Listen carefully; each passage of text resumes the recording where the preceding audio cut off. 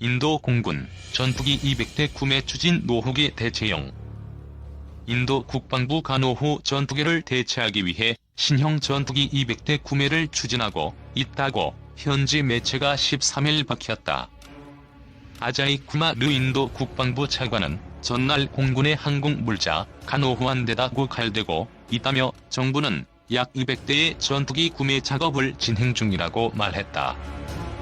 쿠마르 차관은 우선 자국산 테자스 마크 1A8 3대 구매 계약 작업이 막바지 단계에 접어들었다며 올해 분명히 계약이 이루어질 것이라고 덧붙였다.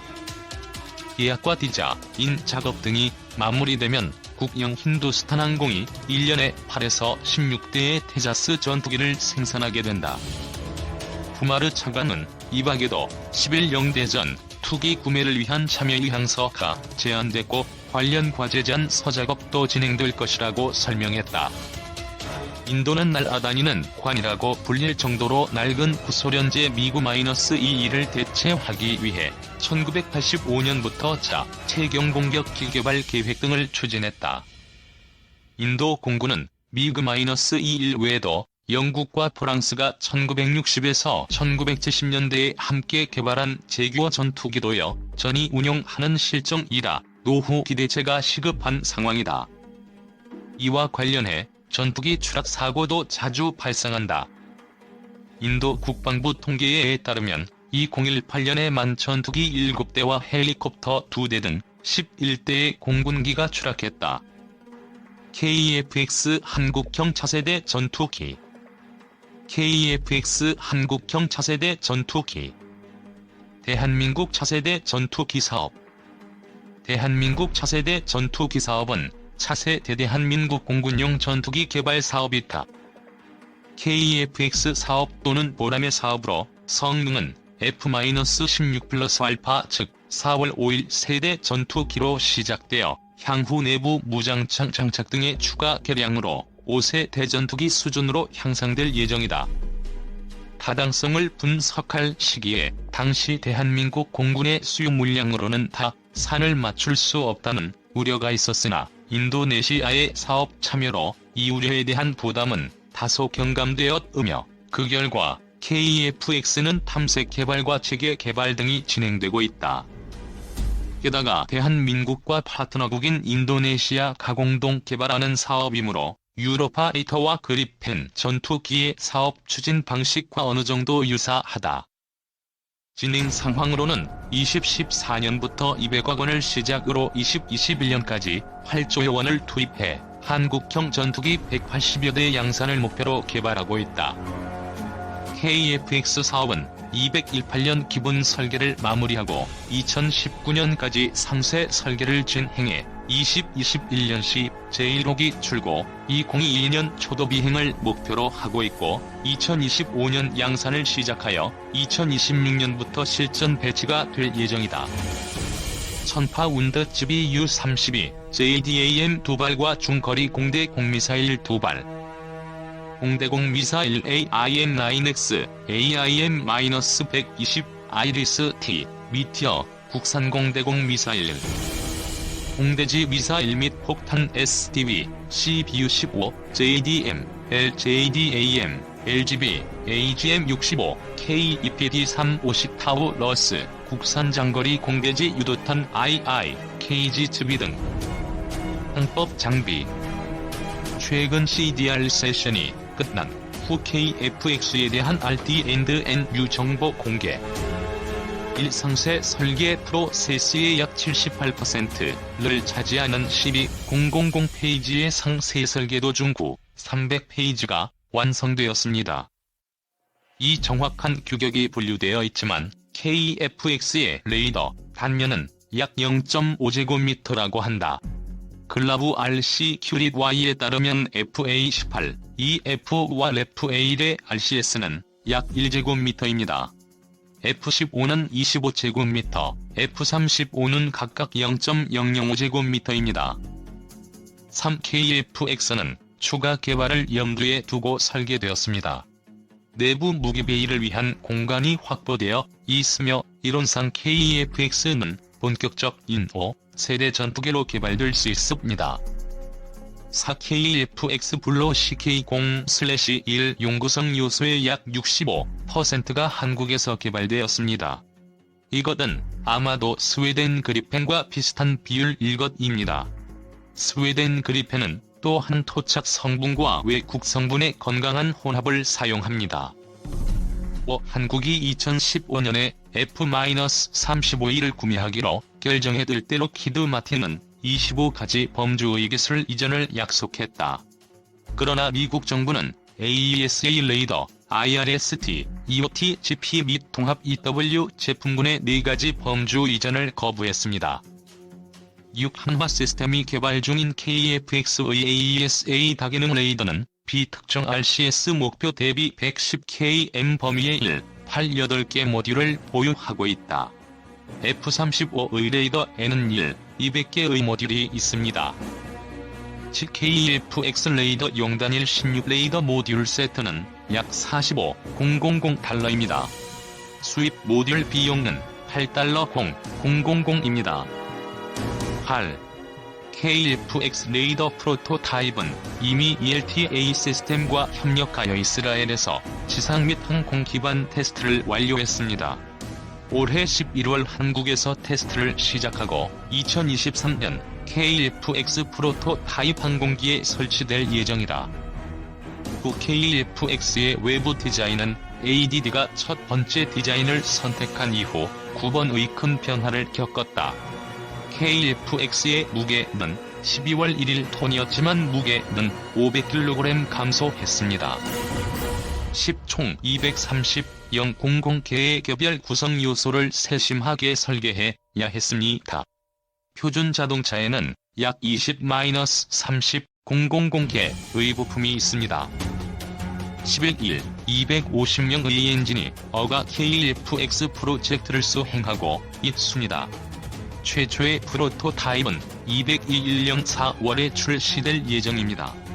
최초의 8개의 생산 모델이 2026년에 공군에 제공될 것이지만 대부분의 국가에서 5에서 8년 동안 테스트를 수행하기 때문에 지연될 수 있습니다. 콕핏의 모습인데요. 바로 앞에 시원스럽고 큰 디스플레이가 있고 여러가지 버튼들과 사출 좌석도 자세히 보이네요. 최종 모습은 아닐 거겠지만 앞으로 더욱더 발전된 모습을 보여주길 바랍니다. 앞에 허드가 있는 것으로 보아 HMD를 도입하지는 않는 것 같습니다. 좀 아쉬운 부분이네요. 앞으로의 추세는 HMD가 기에 KFX에서도 이 기능을 추가해서 개발이 되면 좋겠습니다. 기술 개발하시는 분들 이 F-35의 HMD를 카피해서라도 개발해 주시면 하는 바람입니다. 화이팅! 혹시나 후티와 HMD의 차이를 모르시는 분들은 아래의 이미지를 보시면 확실하실 겁니다. HMD는 영화 아이언맨에서 자주 보시던 거라 쉽게 이해하실 듯합니다. 위에 F-35에서 사용하는 HMD에는 첨단 기능들이 모두 들어가 있죠. 여기까지는 아니더라도 카피본이라도 만들면 좋겠습니다. 아래의 실물 스케일을 그대로 재현한 실물 모급을 촬영한 동영상을 보시죠. 우리 공군의 차기 전투기 실물 모형이 처음 공개됐다. KFX의 실물 모델은 정부와 서울국제항공 우주 및 방위 산업전시회가 14일 경기도 성남 서울공항에서 개최하는 서울 ADX 2019 프레스데이에서 모습을 드러냈다. 2021년 시제기 제작을 목표로 개발 중인 KFX 사업은 공군의 노후 전투기를 대체하는 사업이다. 쌍발 엔진 전투기를 국내 기술로 120대를 개발한다. 사업비 규모 가총 18조 원으로 건군 이래 최대 규모의 무기 개발 사업이다. 한국항공우주산업에서 제작하는 KFX는 2021년 상반기 시제기를 완성할 예정이다. 2022년 상반기부터 시험 비행과 보안, 작업 등을 거쳐 2026년까지 개발을 마무리할 계획이다. 아래는 F-2와 F-35의 무기 탑재와 내부 무장창에 대한 비교 자료들입니다. 스텔스 기능을 유지할 때와 아닐 때의 차이를 비교하는 것도 재미입니다. 왜냐하면 KF-X의 최종 목표가 5세대 전투기의 기능들을 테니까요. 기존의 5세대 전투기들과의 비교를 통해서 앞으로 나아갈 방향을 확인하는 것입니다. 적국의 레이더망과 공중전력이 유지되는 상태라면 스텔스 기능을 유지하고 적진으로 들어가야 하겠지만, 의외의 경우에는 굳이 스텔스 기능을 유지할 필요가 없어지겠죠. 그렇게 되면 내부 앤드 외부의 무장을 자유자재로 할 수 있겠죠. 내부 무장창에 대공 미사일과 JDAM으로 보이는 것까지 여러 발의 무기를 내장하고 있습니다. 평상시에는 내부 무장창이 닫힌 상태로 스텔스 기능을 유지하다가 적기 목표물이 발견하거나 무장창을 열 고무기를 발사한 후 다시 닫아서 스텔스 상태로 돌아가게 되겠죠.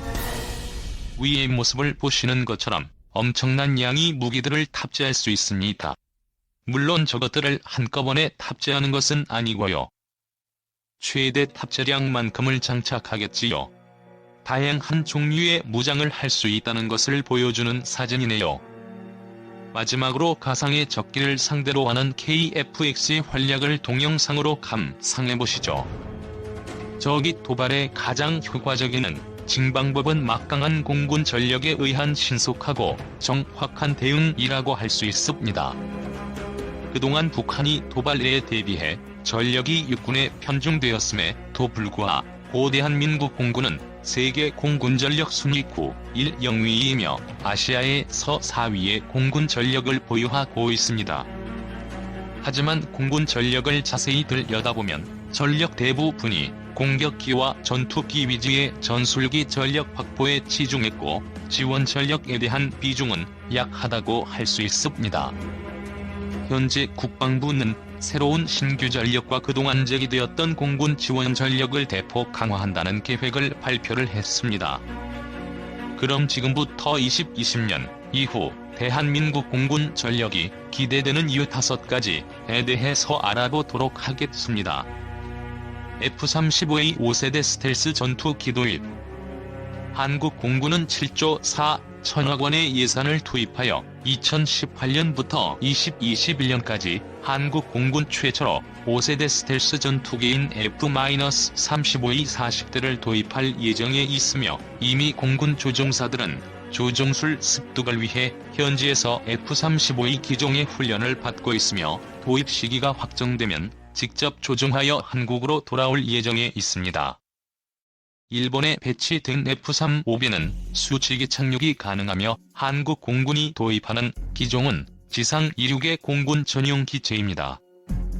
그동안 F-35A의 도입 확정과 함께 여러 문제들이 제기되었지만 올해 처음 참가했던 레드블랙 훈련에서 보여준 성과를 보면 한미 공군의 F-35A 전투기와 F-25, F-16 전투기들로 구성된 대항군들의 공대공 교전 비율이 15대1 비율로 훈련 내서 F-35A 편대를 저지하기 위해 나섰던 F-15, F-16 대항군 전투기들은 작전 시작과 함께 격추되어 F-35A의 우수한 성능을 입증하기도 했습니다.